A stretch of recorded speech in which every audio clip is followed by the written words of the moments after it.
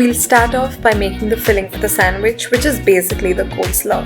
We'll need a cup each of grated carrot and red cabbage, half a cup of white cabbage, 2 tablespoons of spring onion leaves, and a cup of bell pepper. To make it appetizing, I've used red, yellow, and green bell pepper. Add all of these ingredients to a bowl.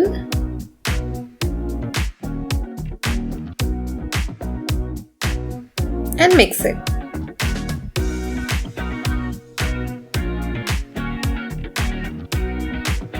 Then add a total of 4 tablespoons of mayonnaise. I'm adding 2 tablespoons now and 2 a little later. Add 1/4 teaspoon each of salt and black pepper powder too. Now it's time for the mixy. Mix this well.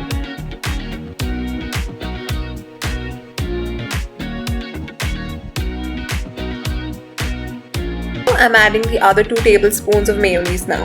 So totally I've added 4 tablespoons of mayonnaise. You can add it all together as well. Mix it well and your filling is ready. Now spread the mayonnaise over the bread slices. I have cut the edges of the bread. You can keep it if you prefer to do so. You can click on the link above to check out the recipe of the coleslaw salad. Also, if you do like my recipe, please do click on the like button and the bell button so you do not miss any of my videos.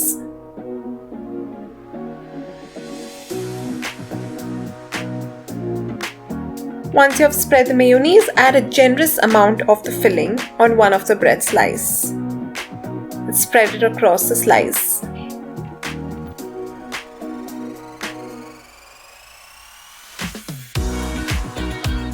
And then place the other slice over this and press it gently. And look, your coleslaw sandwich is ready to be munched on.